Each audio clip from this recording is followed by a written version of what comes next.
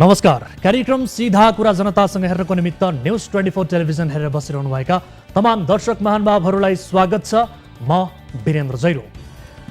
गुण्डा नाइके दिनेश अधिकारी चरी प्रहरी कारबाहीमा मारिए। चरीलाई शहीद घोषणा गर्नुपर्छ भन्दै एमाले भन्ने पार्टी तोडफोडमै उत्रियो। अर्का गुण्डा कुमार घैटे मारिदा कांग्रेसका सांसदले संसदमै शहीद घोषणा गर्न माग नै गरे। शहीदको सूचीमा हजारौं छन्। होलमोलमा शहीद भएकाहरू मध्ये कति त चरी र घैटे जस्ता पनि परे होलान्। अपराधीहरू समेत शहीद भए भन्दै स्वर्गमा वास्तविक शहीदसँगै गएर उभिदा ती वास्तविक शहीदलाई लाग्दो हो बेकारमा शहीद भइएछ। बसमा यात्रा गरिरहेकाहरूलाई 41 जनालाई तत्कालीन माओवादी लडाकुहरूले बम विस्फोट गरेर एक चिहान पारिदिए। आफ्ना निजी काममा हिँडेका सर्वसाधारण सबै शहीद नै भए। एक आपराधिक गिरोहको गोली प्रहारबाट एक न्यायाधीश मारिए, ती पनि शहीद नै भए। अरू देशमा शहीदको दर्जा कसरी प्राप्त हुन्छ त्यो भनिरहनै परेन, तर नेपालमा शहीद हुन देशका लागि गर्नु पर्दैन, देशका लागि मर्नु पनि पर्दैन। मर्नेका पक्षबाट दबाव सृजना गर्न सक्ने हो भने सवारी दुर्घटनामा ज्यान गुमाएकाहरू पनि शहीद हुन सक्छन्।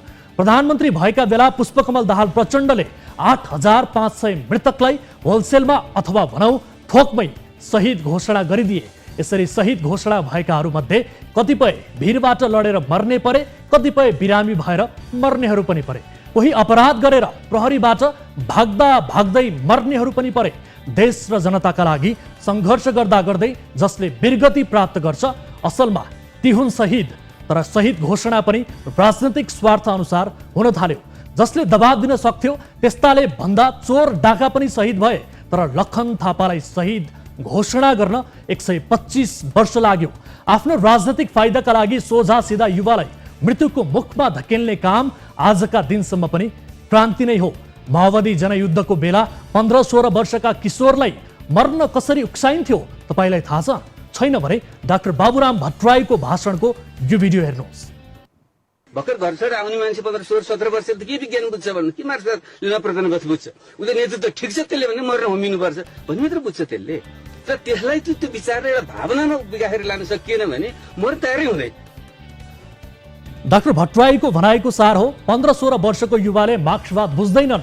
यस्तालाई भावनामा बहकाएर मर्न र मार्न तयार पार्नुपर्छ। अरूको उक्साहटमा भावनामा बहकिएकाहरू पनि अहिले शहीद नै हुन्। नेताको बहकाउमा लागेर ज्यान फाल्नेहरू कदाचित जीवित भएर अहिले टुप्लुक्क आइपुग्ने हो भने तिनीहरू यो भाषण सुनिसकेपछि पनि फेरि पनि मर्ने नै थिए। संसद भनेको बोकाको टाउको देखाएर कुकुरको मासु बेच्ने थलो हो भनेर माओवादीहरू तत्कालीन देउबा सरकारलाई आफ्ना मागपत्र थमाएर सशस्त्र विद्रोहमा गए। 17,000 शहीद पनि भए। अहिले तिनै शेरबहादुरलाई प्रधानमन्त्री बनाएर प्रचण्ड उनकै पछि पछि हिँडिरहेका छन्। समस्या कुकुरको मासु बेच्ने भनिएको संसद होइन रहेछ, शेरबहादुर पनि होइन रहेछन्। उसो भए ती 17,000लाई शहीद किन बनाउनु भयो कमरेड? मौका पाउँदा कसैले सासू, कसैले भतिजलाई राजदूत बनाएका छन्, कसैले जेठी सासूलाई लोकसेवाको अध्यक्ष बनाए, छोराछोरीलाई मन्त्री, बुहारीलाई सांसद मन्त्री, पतिले पत्नीलाई पिए, पत्नीले पतिलाई पिए बनाएका छन्। शहीदको सपना सायद पुरा गर्ने यसरी नै हो कि? कतिपय लाभका पदहरू खुलेआम बिक्री हुन्छन्। पैसा हुनेहरू सजिलै सांसद बन्न पाउँछन्। आफैले आफ्नो हितमा ऐन बनाउन पनि पाउँछन्। देश र जनताको भाग्य बदल्न बन्दुक समाएका कतिपय शालिक भए। जसले अरूलाई शालिक हुन उक्साए ती अहिले जनताका मालिक भए। देशका लागि मर्नेहरू शहीद हुन् कि व्यवस्था विरोधी आन्दोलनमा मारिएकाहरू पनि शहीद हुन्? व्यवस्था त एउटा जीवन्त मुलुकमा फेरिरहन्छ। कसैलाई राणा शासन मन परेन, कसैलाई बहुदलीय व्यवस्था मन परेन, कसैलाई पञ्चायत मन परेन। अहिले कतिपयलाई यो गणतन्त्र पनि मन परेको छैन। अब केही आन्दोलन गर्दै जाने अनि शहीद पनि थप्दै जाने त? शहीद दिवसको यो सन्दर्भमा हामी भन्छौँ यो देशमा जसले देश र जनताको नाममा रगत बगाए तिनले देश यसै गरी चल्छ भन्ने थाहा पाएको भए आफ्नो त के घरको कुखुराको पनि रगत बग्न दिने थिएनन् होला। आउनु सुरु गरौँ जनताको चासो गुनासो र प्रश्न सहितको विशेष कार्यक्रम सीधा कुरा जनतासँग। लाइफ बोय, हात धुने समयका साथमा लाइफ बोय।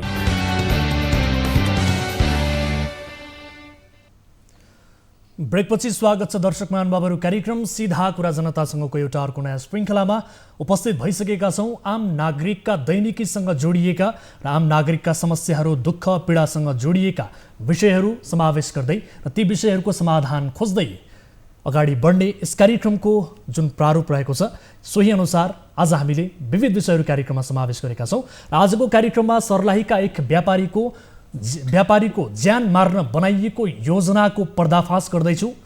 ती व्यापारीलाई इन्डियन सुटरलाई सुपारी दिएर मार्ने योजना बनाइएको थियो, तर भाग्यवश उनी बाँच्न सफल भए।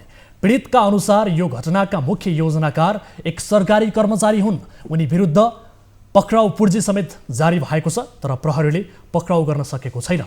हाम्रो कार्यालयमा आएका उनले आफ्नो सुरक्षाको ग्यारेन्टी गर्नुपर्ने र दोषी उप कानुनी कारबाही गर्नुपर्ने माग गरेका छन्। यो विशेष रिपोर्ट आजको कार्यक्रममा हामी प्रस्तुत गर्नेछौँ।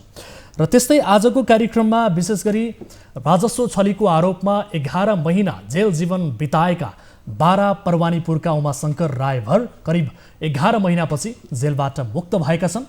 उमाशङ्कर उच्च अदालत पाटनबाट आज 25,000 धरोटीमा छुटे, तर बिना कसुर जेल जीवन बिताउन बाध्य भनिएका उनको यो 11 महिना कति कष्टकर भयो होला। उनको यो अनुभव र पीडा समेटिएको रिपोर्ट आजको कार्यक्रममा हामी फलोअपका रूपमा प्रस्तुत गर्नेछौँ। र त्यस्तै कैलालीको टिकापुर नगर विकास समितिको जग्गा स्थानीय बुद्धिजीवी नेतादेखि मन्त्रीसम्मले कसरी हिनामिना गरेका छन्, यो विषयको रिपोर्ट पनि आजको कार्यक्रममा हामी प्रस्तुत गर्नेछौँ। जहाँ विकास समितिको 3031 बिघा जमिन हिनामिना भएको छ, यस विषयको विशेष खुलासा आजको कार्यक्रममा हुनेछ।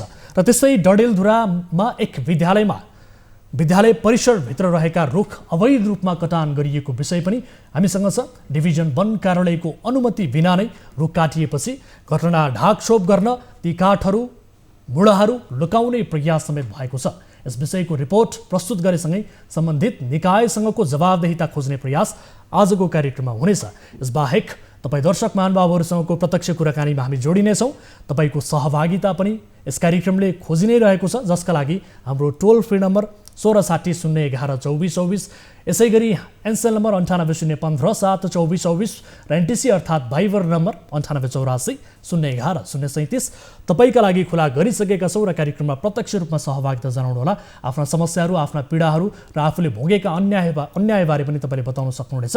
र सँगसँगै समाजमा देखिएका गलत गतिविधि विरुद्ध खबरदारी पनि तपाईँले गर्न सक्नुहुनेछ भन्दै कार्यक्रमको सुरुवात गरौँ हाम्रो नियमित स्तम्भ ताली र गालीबाट।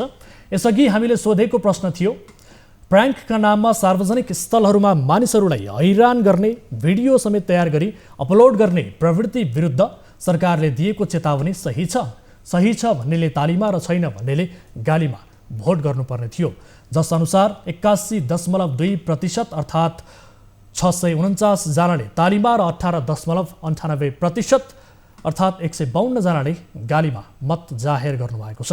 दर्शक महानुभावहरू, यो मतलाई आधार मानियो भने सरकारको यो निर्णय सही छ भन्नेमा बढी मत देखिएको छ, अर्थात् सर्वाधिक मत नै परेको छ। अब ताली र गालीका लागि आजको प्रश्न, हराएको भनिएको 24 लाख मात्रा कोरोना विरुद्धको खोप खोजी गर्न सरकारले गठन गरेको छानबिन समितिले ती खोपको हिसाब निकाल्न सक्छ भन्नेले तालीमा र सक्दैन भन्नेले गालीमा भोट गर्नुहोला। हाम्रो पात्रको एप्लिकेसनमा गएर ताली र गालीका लागि भोट गर्न सक्नुहुनेछ र भोटिङ सुरु हुन्छ अब।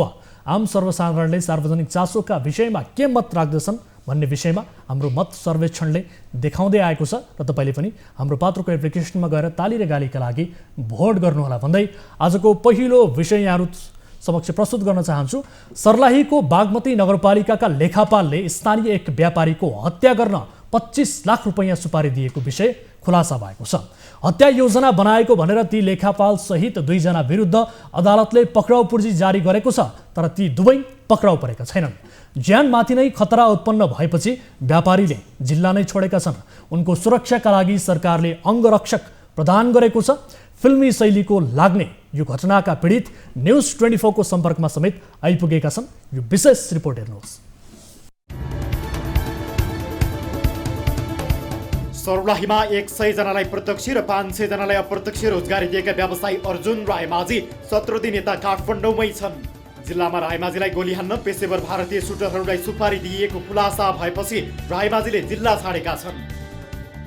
इन्डियन सुटर ल्याएर अब आफ्नै गाडीमा यो चाहिँ यो विश्वराज पोखरेल भन्ने मान्छे चाहिँ अपराधिक हो भन्ने कुरा चाहिँ मैले उसको फिजिकल र यसो उठबैठमा एक दुईचोटि डिस्कसनमा यो थाहा पाइसकेको थिएँ। यो मान्छेको नेचर चाहिँ खराब छ, मान्छेले बोल्दैन तर यसले हरेक प्लान चाहिँ एकदम चाहिँ साइलेन्ट तरिकाले गर्छ, साइलेन्ट किलर जस्तो मान्छे हो भन्ने कुरो अलिकति तिनीहरूको हावभाव एक्टिभिटिजबाट मैले सबै कुरा अध्ययन गरिसकेको थिएँ। पहिला ऊबाट अलिक सचेतै थिएँ, तर मलाई चाहिँ यति नै गर्छ, यति ठुलो अपराध गर्छ, मान्छे नै मार्ने हिसाबले गर्छ भन्ने कुरो मलाई चाहिँ मेरो विचार मनस्थितिमा थिएन कि कहिले पनि। 3 जना सुटर आएको थियो, 3 जना सुटर मध्येको 3 जनाको नाम चाहिँ अरविन्द सिंह, गुड्डु सिंह र प्रकाश सिंह भन्ने थियो। सबै सुटरहरूले इन्डियामा हरेक सुटरले एउटा सुटरले 15 जनादेखि 17 जनासम्म क्राइम गरेर इन्डियामा मुद्दै चलिरहेको छ। त्यो केस चलिरहेको पनि उसले सुटरको साथीले भनिरहेको थियो, त्यस्तो प्रोफेसनल साफ सुटर किलर ल्याएको। तेरो म्यागजिनमा जति गोली छ सबै यसको चाहिँ यो त लोड गर अथवा फायर गर भनेर उसले निर्देशन दिएको चाहिँ त्यो विश्वराज पोखरेलले खुद निर्देशन दिएको, होटलमा आएर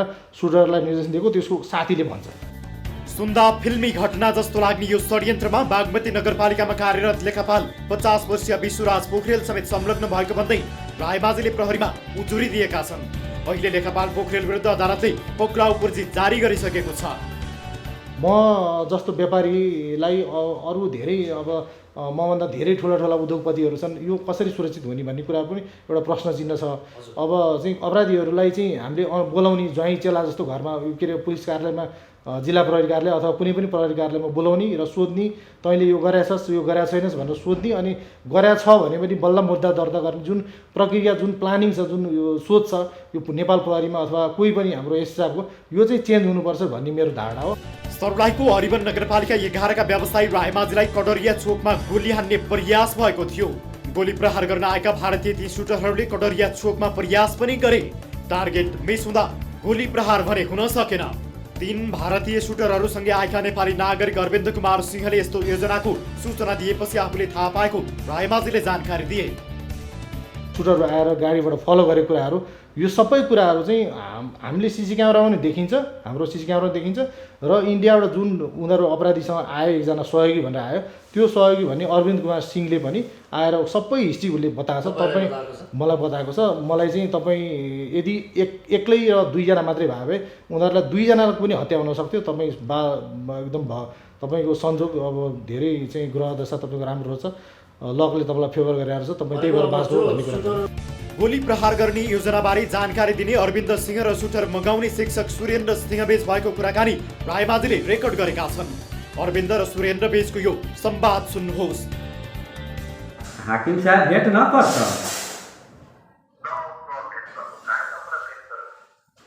तो क्या भेंट करती हो 10 बजे में?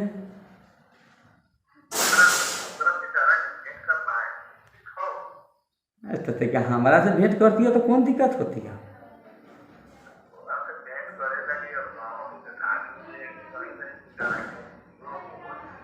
हो कुंता हमारा सीजन है, धान दौनी करे के है, हमारा कतेक टेंशन है से तू देख रहा छा। अब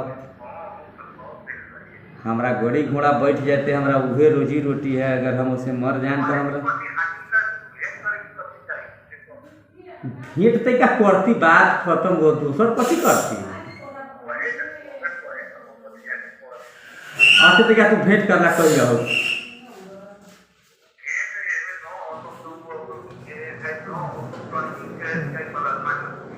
हाँ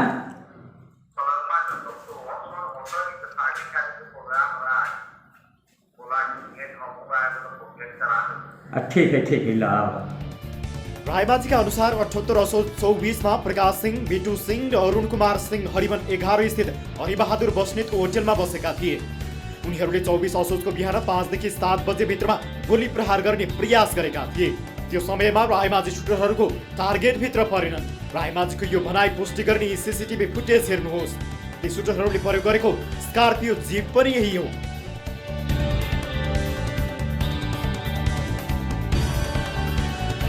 लेखापाल विश्वराज पोखरेलको आग्रहमा बलरा नगरपालिकाका शिक्षक सुरेन्द्र सिंहले भारतबाट सुटर मगाएको भन्दै रायमाझीले विभिन्न 8 जना विरुद्ध प्रहरीमा जाहेरी दिए। 22 कोषमा जिल्ला अदालत सर्लाहीले पोखरेल र सुटर मगाउने सिंह विरुद्ध पक्राउ पर्ची जारी गरेको छ, तर आरोपीहरू पक्राउ परेका छैनन्। यो अब एसएसएफले केही दिन 1 हप्ता जति करिब उहाँहरूलाई इन्फर्मली फोन गरेर बोलाएर गर्दाखेरि उनीहरूले जति पनि अब अपराधीहरूले चल्ने ठाउँ पायो, स्पेस पायो भनौँ न। उनीहरूले आफन्त मान्छेलाई, सबै मान्छेको कोही न कोही त मान्छे हुन्छ, एउटा चाहिँ नगरपालिका होला, कसैको गृह मन्त्रालय होला, कसैको स्थानीय होला भने त कसैको कुनै मन्त्रालयमा कोही होला, सचिव होला, उपसचिव होला, मुख्य सचिव होला, मुख्य न्यायाधीश होला, न्यायाधीश होला, श्रीमानहरू आफ्नो व्यक्तिगत हिसाबले यिनीहरूले टचमा गएर यो चाहिँ पावर होल्डिङ अथवा पावर सेयरिङ अथवा पावर क्रस फायर गरे जस्तो पनि लाग्यो मलाई। पीडित रायमाझीले सर्लाही प्रहरीले ती व्यक्तिहरूलाई पक्राउ गर्न आनाकानी गरेको गुनासो गरेका छन्।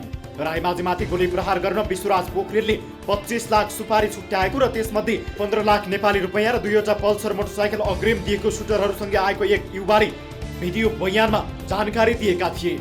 गोली प्रहार गर्ने योजनाबारे जानकारी दिने अरविन्द सिंह र व्यवसायी रायमाझी बीचको यो कॉल रेकर्ड सुन्नुहोस्। वो 6-7 दिन के बाद में जब मोटरसाइकिल जब देख ली तो हम सोचे चियों को गेली, हम कहली मोटरसाइकिल किन ली तो पेट की सब घटना कर देते। तब हम कहली न जाके उनका घरे कह देना ही जरूरी है। अगर हमरे फांसी देतन तो मालिक साहब हमरे फांसी दे देतन मंजूर है, मगर हम तो जाके सूचना कर दी। कब हजूर अपने के जाके हम सूचना कर दी। अरविंद जी, वो गाड़ी में हाफ पैंट टी शर्ट लगाए वाला आदमी नीचे उतर लगी, कौन रहले? हाफ पैंट वाला आदमी रहले कि फुल पैंट रहले? उन लोग सबके फुल पैंट रही हजूर, हम हाफ पैंट न देखले रही, हम झूठ बात न। वो गाड़ी चलावे से हाफ पैंट रखले रहे, टेंडे रहे। वो मोरका रहले गाड़ी चलावे वाला? हाँ, लम्बा रहे। लम्बा के छोड़ रहे? लम्बा रहे। हाफ पैंट वाला? हाफ पैंट वाला। ऊपर में करियर का टी शर्ट रहले? करियर का करिया में टी शर्ट पहन रहे। वो सब हमारे स्क्रीनशॉट में आ गए, आके दिखाई जी तनका सब काम करू। हमरा तो हजूर अपने के चेहरा देखला के बाद में नींद न परे, हमरा 5-6 रात हमरा। पक्राउपछि जारी भएकाहरू अहिलेसम्म पक्राउ नपर्नु, तर लेखापालले अहिले पनि नगरपालिकामा चेक काट्ने लगायत कामहरू गरिरहनु जस्ता कारणले प्रहरीको सक्रियतामाथि प्रश्न चिन्ह खडा गरेको छ। व्यवसायीमाथि गोली हान्ने योजना किन बन्यो? सर्लाहीका व्यवसायी Arjun Raimajhi departmental store, crusher उद्योग, हार्डवेयर र पोल्ट्री व्यवसायमा संलग्न छन्। रायमाझी र लेखापाल पोखरेलका आफन्तको जमिनमा केही वर्षदेखि विवाद र अदालतमा मुद्दा विचाराधीन थियो। आफन्तको जमिनको विवादमा पोखरेल मिसिन पुगे। जमिन 13 कक्षा मात्रै भए पनि राजमार्गसँग जोडिएका कारण हालको मूल्याङ्कन करिब 10 करोड पुग्छ। सोही जग्गाको विवादले अहिले उग्र रूप लिएको छ।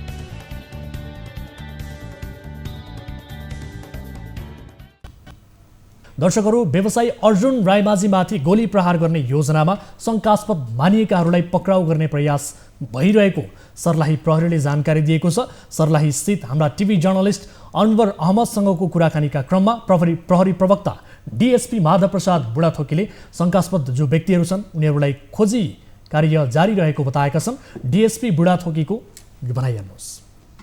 मुद्दा सम्बन्धमा हामी कहाँ उहाँहरूले सूचना आयो, सूचना अनुसार हामीले पहिलो चरणमा अनुसन्धान हामीले गरेका थियौँ। अनुसन्धान पश्चात हामीले सबै डकुमेन्ट जुटाइसकेको छौँ। उहाँहरूबाट जारी दरखास्त आयो, जारी दरखास्त आएपछि हामीले जारी दरखास्त दर्ता पनि गरेका छौँ। दर्ता गरिसकेपछि अदालतबाट कानुन बमोजिम मानिस पक्राउ गर्नको लागि पक्राउ पूर्जी चाहिने माग गरेका थियौँ। पक्राउ पूर्जी अदालतबाट जारी पनि भयो 2 जनाको विरुद्धमा। पक्राउ पूर्जी जारी भइसकेपछि हामीले हाम्रो जिल्लामा रहेको सम्भावित स्थानहरूमा खोज तलास गर्नको लागि प्रहरी टोली पनि खटाएको छौँ।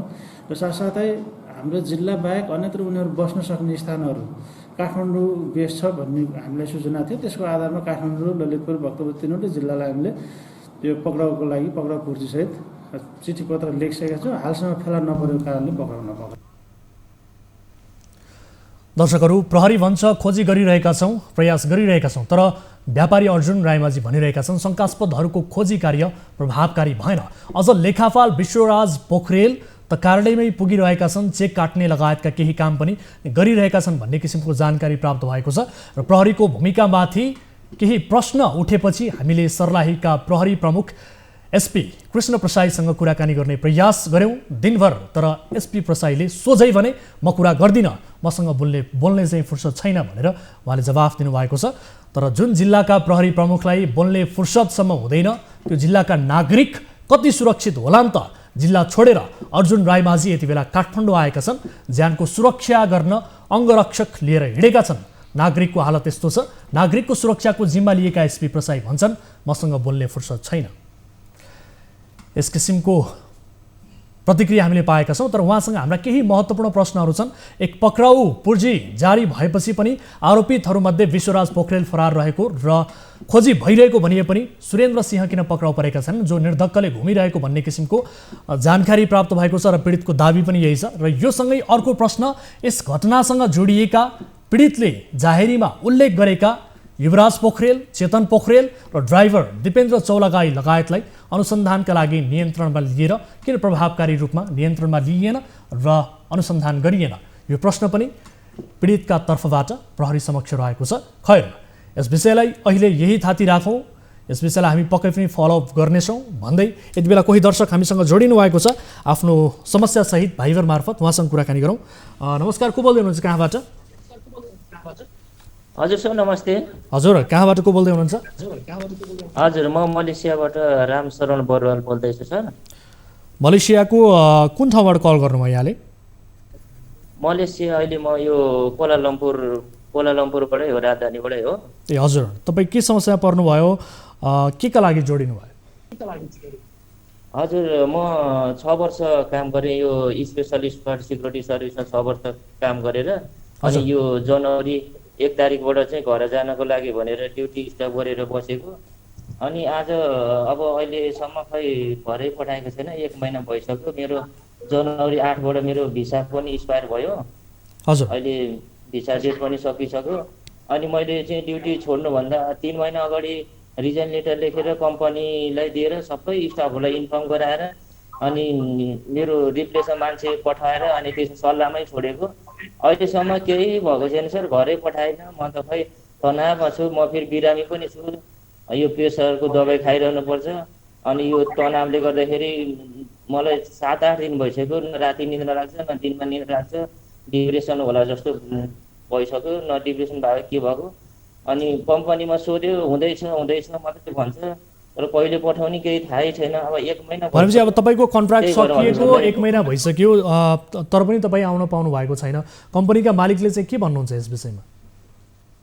उसले मैले कल गर्दाखेरि चाहिँ भन्छ कि हुँदैछ, प्रोसेसिङ गर्दैछौँ हामी मात्रै भन्छ, तर खै कहिलेसम्म हो, 1 महिना भइसक्यो।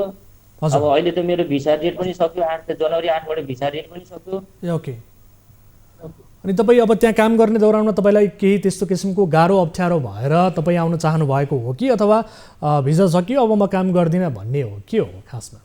सर, म 6 वर्ष सर्भिस गरेँ। ए हजुर। 6 वर्ष गरेपछि अनि अब लङ टाइम पनि भयो, अनि म सल्लाहमै अब घर जान्छु, अब 6 वर्ष भयो भनेर चाहिँ म त्यसै आँटेको।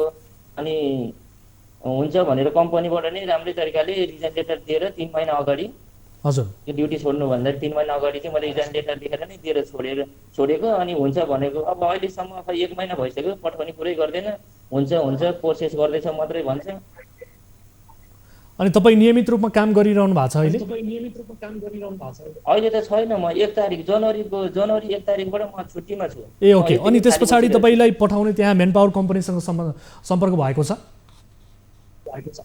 मेन पावर कम्पनीको त्यो गुरुङ म्यानेजमेन्ट सर हो के अरे, मैले कुमार बस्नेत म्यानेजर हुनुहुन्थ्यो, उहाँलाई मैले जानकारी गराएको थिएँ। उहाँले भन्नुभएको थियो कि त्यहाँको म्यानेजर डाइरेक्टर के अरे भुवन गुरुङ हो कि हो, उहाँलाई म कल गरेर उता डाइरेक्ट कल गर्नलाई भन्छु भनेर भन्नुभएको थियो। त्यसपछि भन्नुभयो कि भएन, उहाँले गर्नुभयो गर्न थाहा भएन। त्यसपछि मैले कन्ट्याक्ट गर्दाखेरि उहाँले मलाई केही रिप्लाई नै दिनु हुँदैन। ए हस्, उहाँको डिटेल्स हामीलाई पठाइदिनु होला, मेन पावर कम्पनीका सञ्चालकको डिटेल्स हामीलाई पठाउनु होला।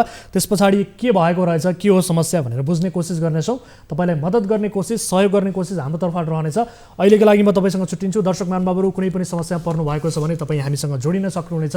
हाम्रो टोल फ्री नम्बर 1660 011 2424, यसै गरी एनसेल नम्बर 98 015 72424 फ्र एनटिसी अर्थात् भाइबर नम्बर 9884 011 037 तपाईँका लागि खुला नै छ। तपाईँ कार्यक्रममा प्रत्यक्ष रूपमा सहभागिता जनाएर आफ्ना समस्याहरू देश विदेश जहाँ जस्तो सुकै अवस्थामा हुनुहुन्छ त्यहीबाट तपाईँले राख्न सक्नुहुनेछ भन्दै अर्को विषयतर्फ यहाँको ध्यान आकर्षण गराउन चाहन्छु। गरिबीले थलिएका, बिहान खाए बेलुका के खाने भन्ने टुङ्गो नभएका बाराका 26 वर्षीय उमाशङ्कर रायभर 28 करोड राजस्व छलीको अभियोगमा जेल परेका थिए। 11 महिनापछि यिनै उमाशङ्कर आइतबार उच्च अदालत पाटनले तोकेको 25,000 धरोटी बुझाएर रिहा भएका छन्। उमाशंकरको निजी कागजात र ल्याप्चेको दुरुपयोग गर्नेहरूले उनीमाथि 28 करोड कर दायित्व सिर्जना गरेर आफूहरू चाहिँ सम्पर्कविहीन भए।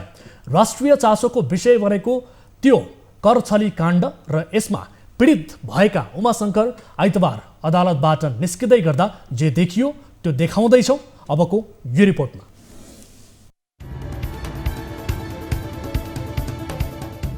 नाम उमाशंकर रायभर, घर बारा परवानीपुर वडा नम्बर 1, उमेर 26 वर्ष, मोटर मेकानिक बन्ने सपना बोकेर उनी 16 वर्षकै उमेरमा काठमाडौँ छिरेका थिए। तर यिनीमाथि 28 करोड कर छलीको आरोप लाग्यो। उमाशंकरमाथि राजस्व अनुसन्धान विभागले गत फागुन 19मा मुद्दा दायर गरेको थियो। उमाशंकरले बोकेको यो पीडा कार्यक्रम सीधा कुरा जनतासँगको 790औं श्रृङ्खलामा देखाएका थियौं।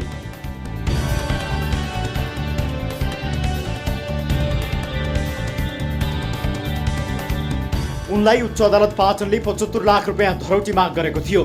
त्यत्रो रकम तिर्न सक्ने उनको अवस्था थिएन र उनी जेल चलान भए। बिना कसुर जेल चलान हुँदाको त्यो क्षणलाई उमाशंकर यसरी सम्झिन्छन्। त्यो दिन त धेरै दुःखको थियो नि। हामी यहाँदेखि रोएर मैले जेल गएको थियो होइन। अहिले अब सबै गरेर निकाल्नु भयो मलाई। त्यो दिनमा आजको दिनमा धेरै फरक छ। बाराको ऐलानी जग्गामा उनको घर छ। त्यही रहेको कच्ची घरमा बस्दै आएका उनले 75 लाख धरौटी कसरी तिर्न सक्थे र? आफू निर्दोष छु भन्ने आवाज पनि कसैले सुनिदिएनन्। त्यसपछि उनलाई लागेछ म त जेलमै सड्छु होला। त्यही महसुस हुन्थ्यो। अब छुट्दैन, अब नेपाल कानुन यस्तै छ, छुट्दैन, अब भित्रै हुन्छु भनेर त्यही लाग्थ्यो। विगत 11 महिनादेखि नखु कारागारमा कैदी जीवन बिताएका उमाशंकर अन्ततः आइतबार 25,000 धरौटीमा जेल मुक्त भएका छन्। तर पनि उनले न्याय पाएका छैनन्। आफूलाई यसरी फसाउनेलाई हदैसम्मको कारबाही हुनुपर्ने उनको माग छ। तारिक धुनु पर्यो, मुद्दा लड्नु पर्यो। तर त्यो सरोज कुमार मिश्रलाई कानुनले समात्नु पर्छ। त्यो सरोज कुमार मिश्रलाई समातेर सबै राज्यको पैसा उसँग तिराउन माग छ मेरो। गत शुक्रबार सर्वोच्च अदालतले 25,000 रुपियाँ मात्र धरौटी स्वरूप माग गर्ने आदेश गरेको थियो। उच्च अदालत पाटनले नखु कारागारलाई उमाशंकरलाई रिहा गर्न भन्दै पत्र काटेको थियो। आइतबार नखु कारागारबाट हतकडी सहित पाटन उच्च अदालत हाजिर हुन आइपुगेका उमाशंकर 25,000 धरौटी सहित तोकिएको तारिखमा आउने गरी रिहा भए। जेलबाट छुटे पनि कानुनी झमेलाबाट भने उमाशंकर मुक्त भएका छैनन्। उनले मुद्दाको अन्तिम फैसला गर्नुपर्नेछ। त्यसबखत उच्च अदालतले दोषी ठहर गरेमा उनी फेरि जेल बस्नुपर्ने हुन्छ। यसर्थ 26 वर्षीय उमाशंकरले कानुनी झमेलाबाट पार पाउन अझै केही वर्ष कुर्नुपर्ने देखिन्छ। उमाशंकरलाई फसाउने दोषीलाई कारबाही गर्नुपर्ने कानुनविदहरूले बताएका छन्। रायभरका तर्फबाट निशुल्क बहस पैरवी गरेकी अधिवक्ता राधिका खतिवडाले निर्दोष व्यक्तिलाई मुद्दा चलाउने राजस्व अनुसन्धान विभाग र न्याय सम्पादन गर्नेको समेत त्रुटि भएको बताइन्। अदालतको पनि त्रुटि छ र सबैभन्दा ठुलो त्रुटि चाहिँ राजस्व अनुसन्धान विभागको देखिन्छ कि उनले सुरुमै उमाशंकरहरू जस्तो प्रतिवादीहरूलाई बोलाएर उनको बयान गराएर उनको वास्तविकतालाई छुट्याएर मुद्दामा मुख्य मान्छे को हो, को चाहिँ प्रयोग भएको हो भन्ने कुरा खुलाएर मिसिल ल्याएको भएदेखि अदालतले पनि त्यही अनुसार चाहिँ दृष्टिकोण बनाएर मुद्दा हेर्थ्यो। त्यसकारणले गर्दाखेरि त्रुटि दुवै ठाउँबाट भएको देखिन्छ। विपन्न उमाशंकर कसरी बने करोडौं कर मारा? राजस्व अनुसन्धान विभागले उमाशंकर सहित 17 जनामाथि राजस्व छलीको आरोपमा मुद्दा चलाएको थियो। मोटरसाइकलको सोरुममा राम्रो तलब सहित काम लगाइदिने भनेर कोटेश्वर बस्ने सरोज कुमार मिश्रले उमाशंकरसँग नागरिकताको फोटोकपी फोटो लिएर विभिन्न कागजातमा ल्याप्चे लगाउन लगाएका थिए। आर्थिक कारोबारको अख्तियारी आफैले लिएर मिश्रले उमाशंकरमाथि ठूलो कर दायित्व सिर्जना गरिदिए। यता उमाशंकरलाई यसबारे कुनै अत्तो पत्तो थिएन। उमाशंकरको नाममा दर्ता भएको ब्लू क्रस जेन सप्लायर्सले क्रमशः 15 करोड 87 लाख 7 हजार र 12 करोड 3 लाख गरी 27 लाख 90 हजार राजस्व छली गरेको विभागको अनुसन्धानको क्रममा खुलेपछि मुद्दा दर्ता भएको थियो।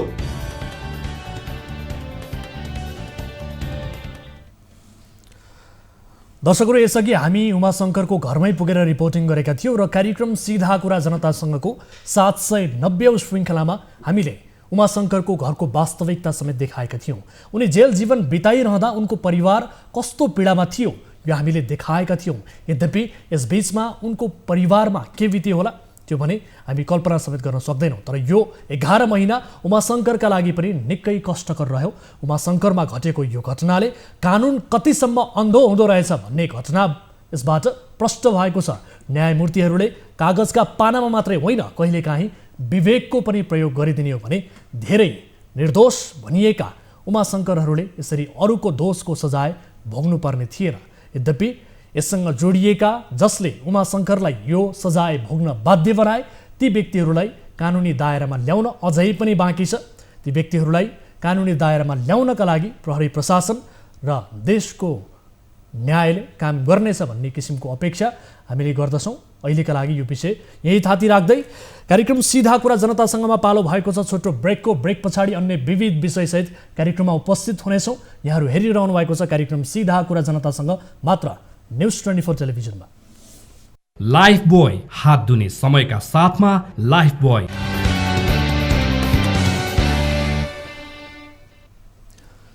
ब्रेकपछि स्वागत छ दर्शक महानुभावहरू। कार्यक्रम सीधा कुरा जनतासँगमा अब अर्को विषय। 50 वर्ष अघि टिकापुर नगर विकास समितिको नाममा 3131 बिघा जमिन थियो। यो 50 वर्षमा स्थानीय बुद्धिजीवी नेतादेखि मन्त्रीसम्मले विकास समितिको जमिन हिनामिना गरेर सिद्धाइसकेका छन्। 3131 बिघा मध्ये अहिले विकास समितिसँग 100 बिघा जमिन मात्रै बाँकी छ। जमिन बिक्री गर्ने बाँड्ने अधिकार विकास समितिसँग थिएन, तर आसेपासेदेखि पहुँच बालासम्मलाई जमिन बाँडियो।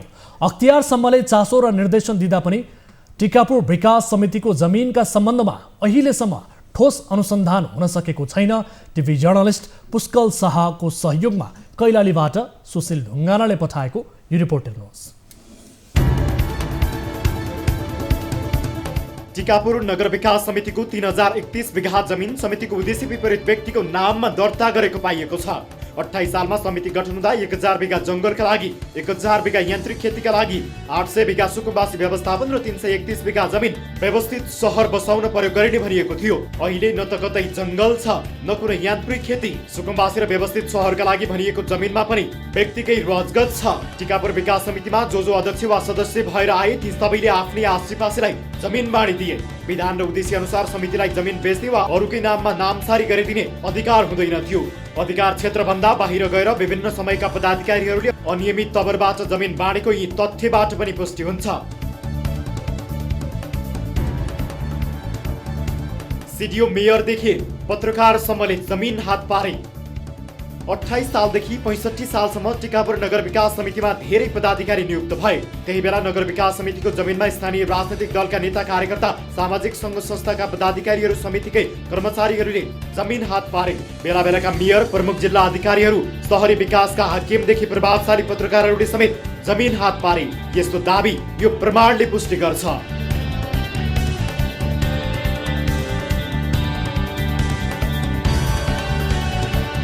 समितिको जमिन हात पारेकाहरूले आफन्तको नाममा जग्गाधनी प्रमाणपत्र बनाइदिएका छन्। हेर्नुहोस् जग्गाधनी प्रमाणपत्र पाउनेहरूको यो विवरण।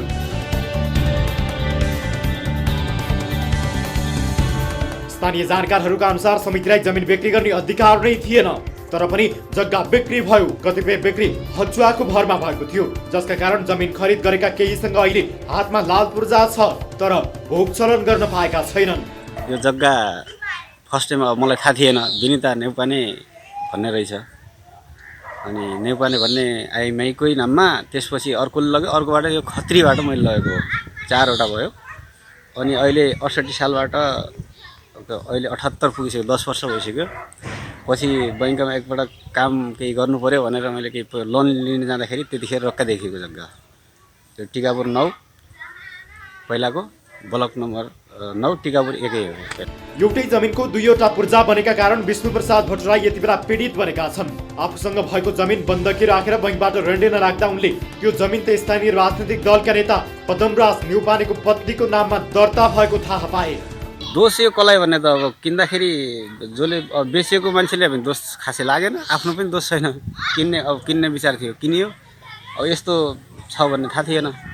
फोरम प्रतिनिधि पदमराज नेउपाने उहाँको श्रीमती हुनुहुन्छ होला सायद, विनिता नेउपानेबाट अब अर्को लगेर अर्कोबाट फेरि अर्कोले लिँदाखेरि खत्रीबाट मैले लगेको यो हो।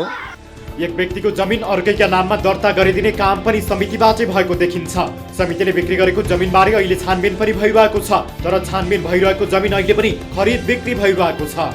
टिकापुर विकास समितिको सन्दर्भमा कुरा गर्ने हो भनेपछि विकास समिति गठन आदेश 2013 बमोजिम हुनुपर्ने कुराहरू नभई प्रारम्भिक कालमा खड्गबाजीको पालामा चाहिँ हुप्रा गराएर काम गराउँछु भन्ने चाहिँ प्रवृत्ति थियो भने चाहिँ पछि तफसिलमा आएर क्याबिनेट डिसिजन गराउँछु भनेर भन्दै कानुनी अधिकार बेगर धेरै जग्गाहरू चाहिँ यहाँ मास्टर प्लान विपरीत चाहिँ काम कारबाहीहरू भएको।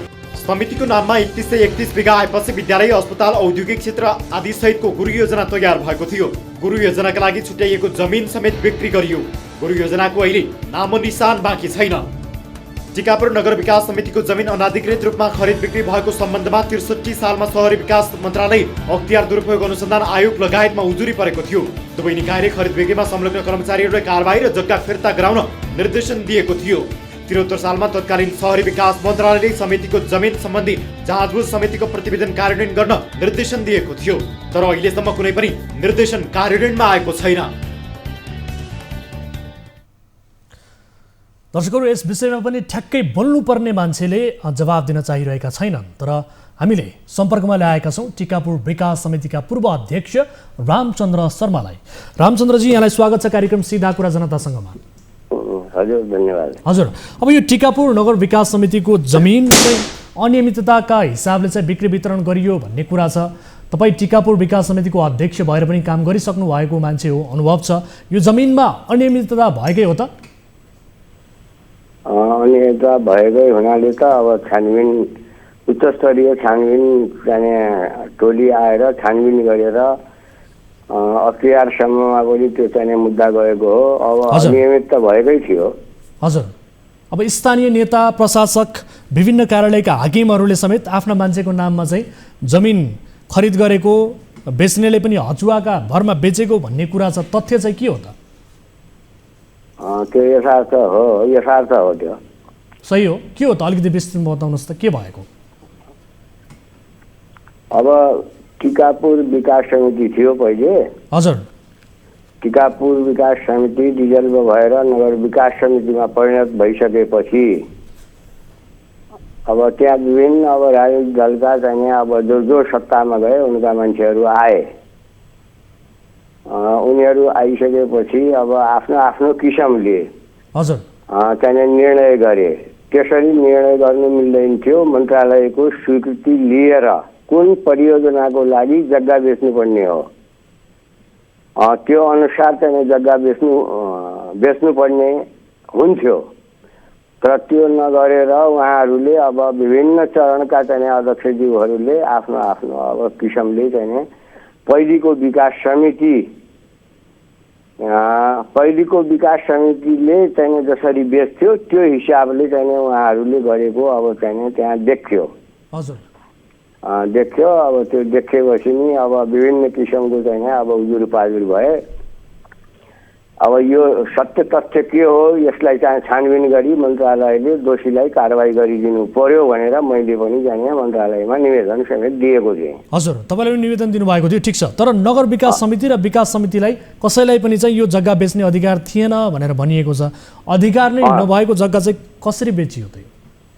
अब बेचे अब पहिले टिकापुर विकास समिति भन्ने कस्तो थियो भने स्वायत्त संस्था हो आफैमा। उसले बेचबिखन गर्न पाउँथ्यो, प्लानिङ गर्न पाउँथ्यो। अब त्यो अनुसार चाहिँ अब नगर विकास समितिलाई अधिकार थिएन। भनेपछि तपाईँभन्दा पहिलेका अध्यक्षहरूले यसरी नियम विपरीत चाहिँ जग्गा दिएकै हुन् भन्ने तपाईँको दाबी हो? मेरो दाबी मैले नै अब त्यो छानबिन गरी पाऊँ भनेर चाहिँ मन्त्रालयमा निवेदन दिएर छानबिन गर्न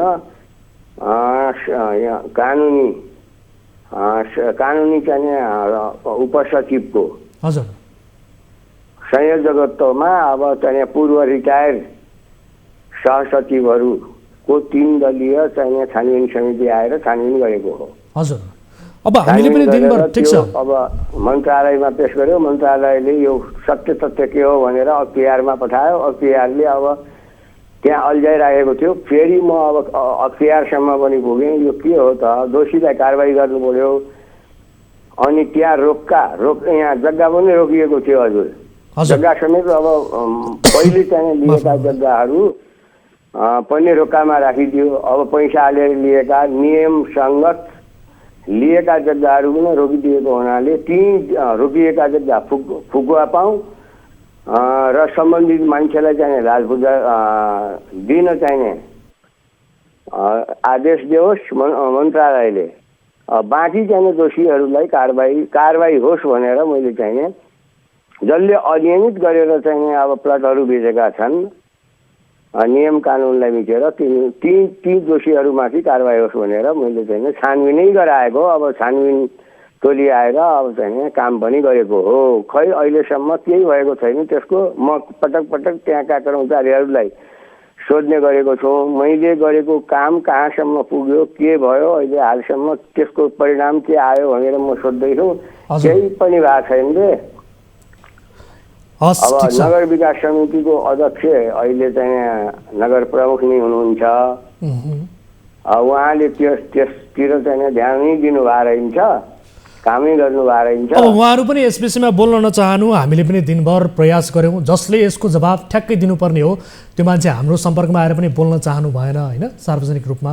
अब उहाँहरू पनि बोल्न नचाहनु र अर्कोतर्फ यसको अनुसन्धान ठोस रूपमा नहुनु कारण के हुनसक्छ?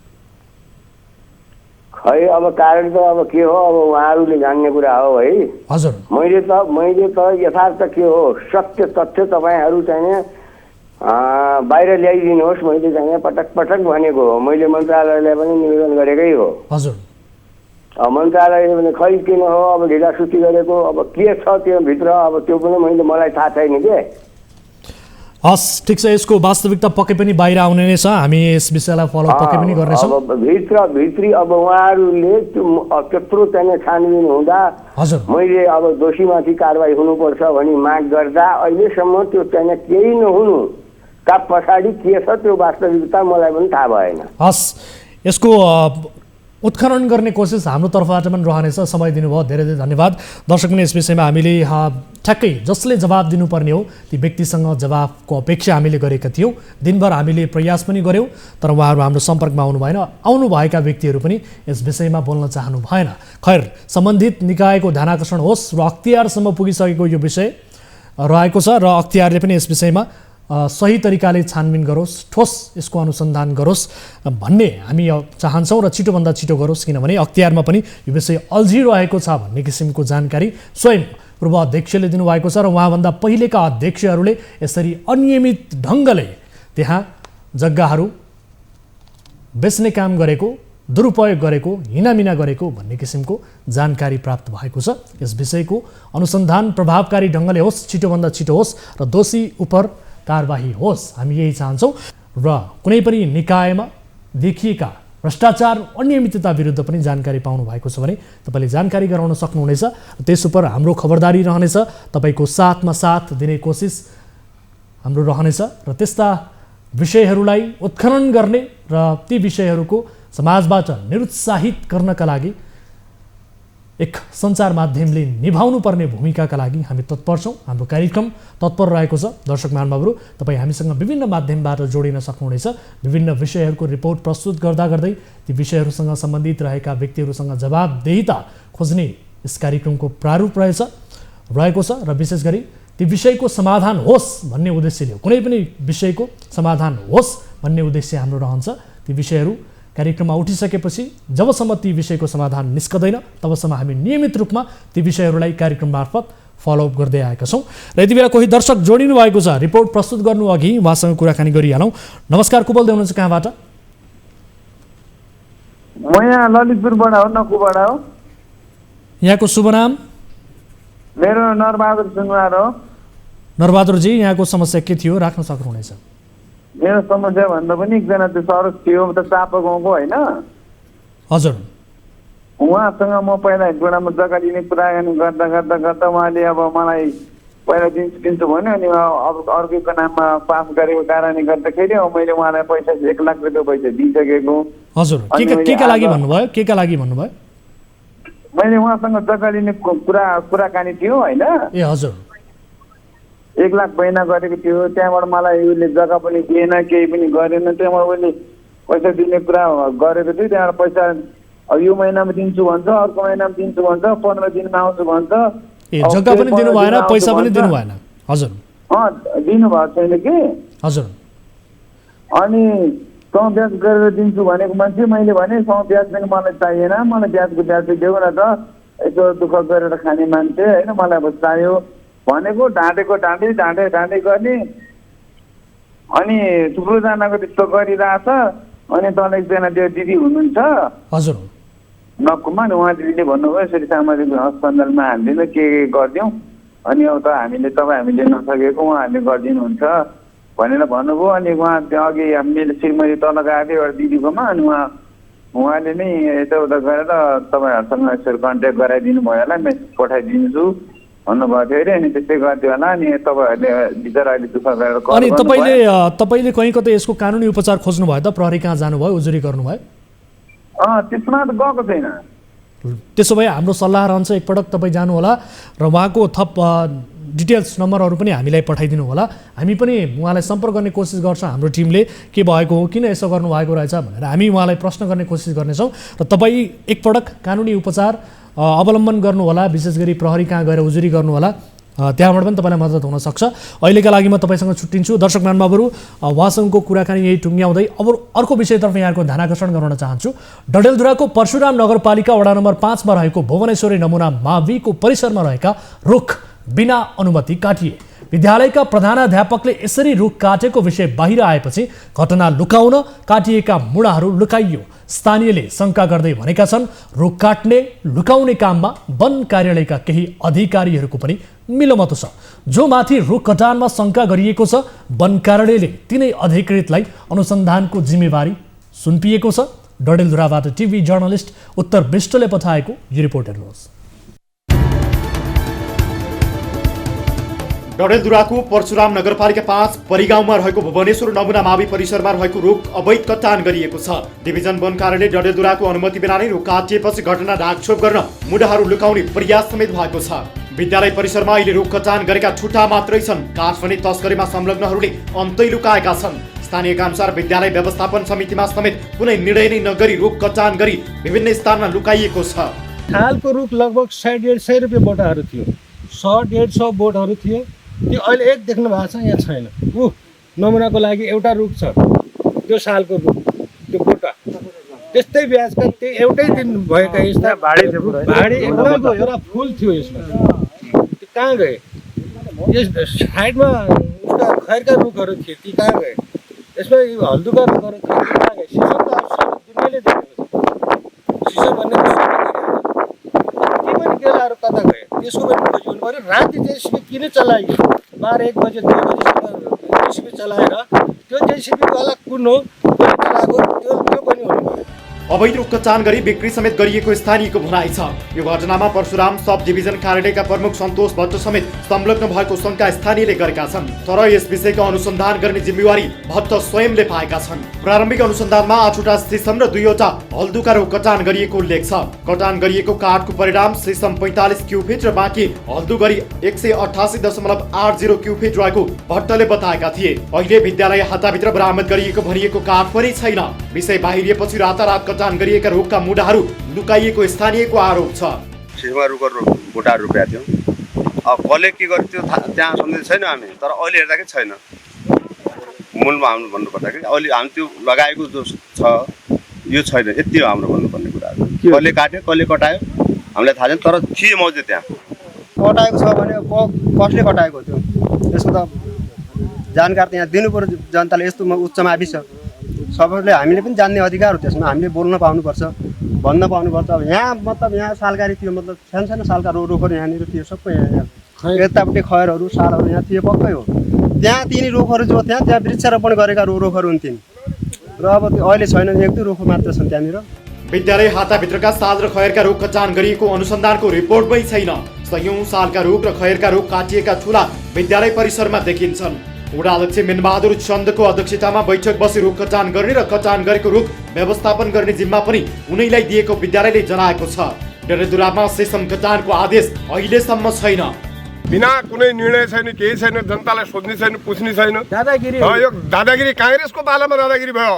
म त्यो पनि भन्दैछु वडा सरकारले के गरेको छ वडावाला चुतिया छन् हेडमास्टर यहाँको निरुमतमा सब जे भएको छ यो गलत भयो कसै जनताको निर्णय कहाँ छ जनताको निर्णय देख्नु पर्यो त्यहाँ हेर्नु पर्यो कमसेकम लगेर यस्तो यो सालका बुटाहरू यति हुनेमा विद्यालयका प्रधानाध्यापक जम्बर थवाल विद्यालय व्यवस्थापन समिति अध्यक्ष खडक बोहरालाई गत मङ्गलबार वन कार्यालयले नियन्त्रणमा लिएको थियो। अदालतबाट म्याद थप गरेर हिरासतमा राख्न निवेदन पेश गर्दा अदालतले स्वास्थ्य परीक्षण गरेर ल्याउन निर्देशन दिएपछि उनीहरूको स्वास्थ्य परीक्षण गर्दा कोरोना पोजिटिभ देखिएपछि दुवैजनालाई 4 जनाको जिम्मा जमानीमा छोडिएको छ।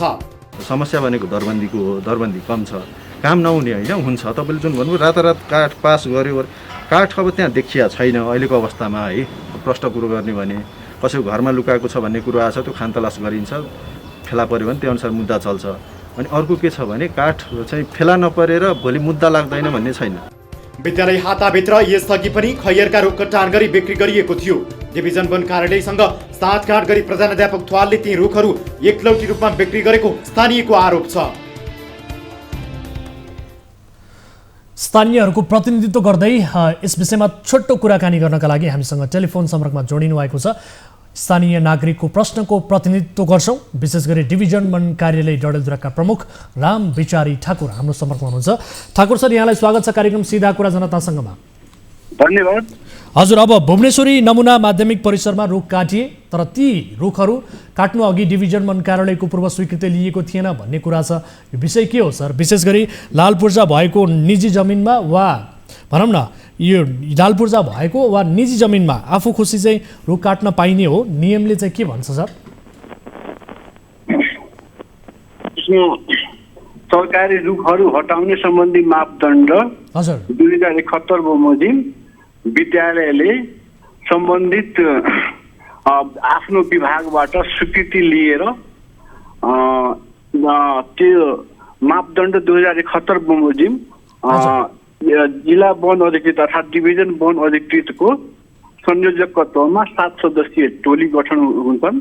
त्यसमा चाहिँ जिल्ला वन अधिकृतको संयोजक, जिल्ला प्रशासन कार्यालयको अधिकृत प्रतिनिधि सदस्य, मालपोत कार्यालयको अधिकृत प्रतिनिधि सदस्य, नापी कार्यालयको अधिकृत प्रतिनिधि सदस्य, जिल्ला भू संरक्षण कार्यालयको अधिकृत प्रतिनिधि सदस्य र जिल्ला समन्वय समितिको अधिकृत प्रतिनिधि सदस्य र सम्बन्धित आयोजना कार्यालय वा निकायको प्रमुख वा निजले तोकेको अधिकृत प्रतिनिधि सदस्य सचिव रहने व्यवस्था छ। सो बमोजिम गर्नुपर्नेमा यी कामहरू नभएको अवस्थामा हामीले विद्यालयको प्रधानाध्यापक र विद्यालय व्यवस्थापन समितिको अध्यक्षलाई नियन्त्रणमा लिएर जिल्ला डिभिजन वन कार्यालयबाट अनुसन्धान अधिकृत टोकी अनुसन्धानको लागि चाहिँ थप प्रक्रिया अगाडि बढाउँदा जिल्ला सरकारी वकिल कार्यालय मार्फत डडेलधुरा जिल्ला अदालतमा म्याद थपको क्रममा निजहरूमा चाहिँ कोरोना संक्रमण पुष्टि भएको अवस्थामा जिल्ला अदालतबाट 10 दिनको म्याद थप भई निजहरूलाई जिम्मा जमानी हाललाई छोडिएको छ र त्यसमा अनुसन्धान अधिकारी सन्तोष राज भट्ट र 2 जना जुन अभियुक्तहरूलाई समेत कोरोना पुष्टि भएको सन्दर्भमा उहाँहरू अहिले आइसोलेसनमा बस्नु। कोरोना संक्रमण भएका हिसाबले केही ढिलाइ हुने देखियो। अब यो बताइदिनुहोस्, जो काटिएका रुखहरूका मुढाहरू छन् अहिले लुकाइएको स्थानमा छैनन्, रातारात गायब पारिएको भनेर भनिएको छ। गायब पारिएकै हो त सर? यस विषयमा बुझ्नुभयो यहाँहरूले? यसमा सुरुमै अनुसन्धानको चरणमा के हुन्छ भने बरामदी मुचुल्का प्रतिवेदन हुन्छन्। हजुर, बरामदी मुचुल्का प्रतिवेदनमा विद्यालय हाताभित्र जति रुखहरूका ठुटाहरू अनि त्यसपछि गिन्डाहरू बरामद भएका हुन्। ती गिन्डाहरूलाई चाहिँ त्यहाँको वडाध्यक्षको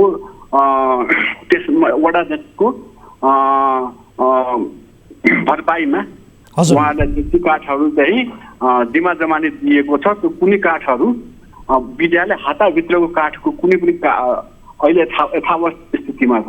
हजुर, अब स्थानीयले के भनिरहेका छन् भने वन कार्यालयकै एक अधिकृतसँग विद्यालयका पदाधिकारीहरूले चाहिँ मिलोमतो गरेर यसरी रुखहरू काटेको भन्ने आरोप लगाएका छन्। तपाईँले शङ्का गरिएकै अधिकृतलाई चाहिँ अनुसन्धानको जिम्मेवारी दिनुभएछ, यो त दुधको साँची बिरालो भने जस्तो भएन भने? यो अभियोग झुटो हो। हजुर, यसमा यो चाहिँ के छ भने विद्यालयको क्षेत्रभित्र रहेका रुख हो, यो वन क्षेत्रको रुख होइन। र त्यो चाहिँ विद्यालयको पनि सरकार लाल पूजा भएको जग्गाको रुख हो। यसमा हाम्रो संरक्षण, व्यवस्थापन र सदुपयोगको हाम्रो कुनै पनि जिम्मेवारी हुँदैन। वन डिभिजन वन कार्यालय र माछाको सब डिभिजन वन कार्यालय कुनै पनि जिम्मेवारी हुँदैन। र त्यो भएर यसमा वनको कर्मचारीको संलग्नता वा चाहिँ मिलोमतो भन्ने शब्द चाहिँ बिल्कुल झुटा हुन्। हजुर, तर यो आरोप त घरिघरि लागिरहन्छ नि सर डडेलधुराको हकमा त, होइन? अब आरोप लाउनु त के, हाम्रो जब संरक्षणको, व्यवस्थापनको र सदुपयोग सम्बन्धमा हाम्रो कुनै दायित्व। दर्शक महानुभाव, उहाँसँगको टेलिफोन सम्पर्क काटिएको छ। केही थोरै प्रश्नहरू बाँकी थिए, तर खैर ठिक छ, समयले पनि साथ यति बेला कार्यक्रमको निर्धारित समय पनि सकिन लागेको जानकारी प्राप्त भएको छ। यो विषय हाम्रो फलोअपको विषय रहनेछ भन्दै आजका लागि कार्यक्रम सिधा कुरा जनतासँगको निर्धारित समय सकिएको छ। कुनै आपद विपदमा पर्नु भएको छ भने तपाईँले हामीलाई सम्पर्क गर्न सक्नुहुनेछ। ससाना विषयमा पनि तपाईँहरूले आफ्ना जानकारी गराउन सक्नुहुनेछ। र यति बेला मलाई जानकारी प्राप्त भएअनुसार कोही दर्शक भाइबरमा जोडिनु भएको छ आफ्नो समस्यासहित, विदेशबाट जोडिनु भएको छ। छुट्टिनु अघि उहाँहरूसँग कुराकानी गरौँ, समस्या पर्नु भएको छ र उहाँसँग कुराकानी गर्नका लागि भनेर हामी यति बेला तयारी गरिरहेका छौँ। जोडिनु भएको छ, छोटो कुराकानी गर्छौँ। नमस्कार, को बोल्दै हुनुहुन्छ, कहाँबाट? धेरैजना हुनुहुन्छ। हजुर नमस्कार, सुन्दै हुनुहुन्छ? हजुर सर, मैले सुनिरहेको छु। हजुर, कहाँबाट जोडिनु भयो? धेरैजना हुनुहुन्छ, भन्नुहोस् त यहाँहरूको समस्या के हो, छोटोमा बताउनुहोस्। सर, हामी साउदीबाट हो सर। हामीलाई अब मेन पावरसँग कुरा गर्दा मेन पावरले 5 तारिकसम्म रोक भन्दैछ। आएको 1 महिना भयो, कम्पनीले खाने पैसा पनि दिन्न भनिरहेछ सर। हामीलाई समस्या भइरहेछ। भनेको तपाईँहरूले त्यहाँ काम गरिरहे अनुसार सेवा सुविधा पाउनु भएन? नै सर, काममा पनि छैन। आएको 1 महिना भइसक्यो, काम छँदै छैन। अहिलेसम्म काममा नै लगाएको छैन। अहिले उहाँ 1300 भनेर ल्याएको थियो हामीलाई। यहाँ अहिले जम्मा 1000 रुपियाँ दिन्छु, तिमीहरूले त्यसैमा खानाबाट सुक्खा गर्छौ कि नै भन्छ। अनि त्यसमा गर्दैनौँ भन्दा हामीलाई तिमीहरूलाई हामी खाने पैसा पनि दिन्न यताउता भन्छ। मेन पावरसँग कुरा गरेको, मेन पावरले भन्छ कि तिमीहरू 5 तारिकसम्म रोक, 5 तारिकसम्म काम दिन्छ भन्छ। उहिले हामीलाई खाने पैसा नै दिन्न भनिसक्यो। भनेको तपाईँलाई काममा चाहिँ किन लगाउन सकिएन रहेछ त अहिलेसम्म? के रहेछ?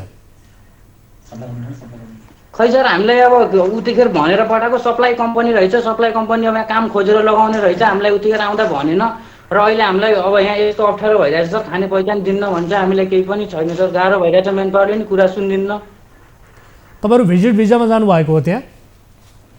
नै सर, हामीलाई आउँदा सप्लाई कम्पनी पनि भनेन, भिजिट भिजा पनि भनेन। अब यसमा चाहिँ अब डाइरेक्ट कम्पनी भन्ने कुरा भयो। अहिले भिजामा चाहिँ 90 दिनको भिजा रहेछ हाम्रो। अहिले हामीले आएर थाहा पायौँ र कम्पनीले काम पनि दिन सकेको छैन र हामीले नेपाल काम भन्दा मेन पावरले नि मानेको छैन। हस्, यसबारेको थप डिटेल्स पठाइदिनु होला। अहिले हामी यो कुराकानीलाई यही छुट्याउँछौँ। तपाईँलाई मद्दत गर्ने कोसिस पक्कै पनि हुनेछ। तपाईँहरूको थप वास्तविकता बुझ्ने कोसिस हामी गर्नेछौँ। तपाईँहरूसँग जोडिएका जति पनि व्यक्तिहरू हुनुहुन्छ, कम्पनी र मेन पावर कम्पनीका जति पनि सञ्चालकहरू हुनुहुन्छ, उहाँहरूको डिटेल्स पठाइदिनु होला। अहिलेका लागि म तपाईँहरूसँग छुट्टिन्छु।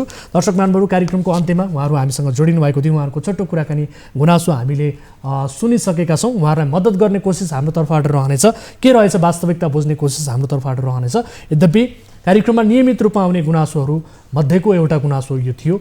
यो गुनासोलाई सम्बोधन गर्ने कोसिस हाम्रो तर्फबाट पक्कै पनि रहनेछ भन्दै आजका लागि यिनै विषयहरू प्रस्तुत गर्दा गर्दै कार्यक्रम सिधा कुरा जनतासँगको निर्धारित समय सकिएको छ।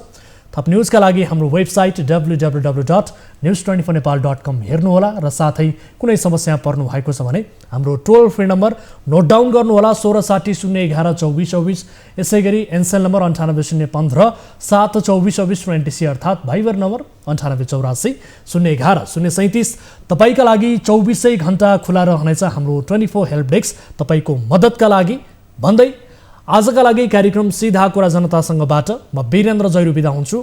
नमस्कार।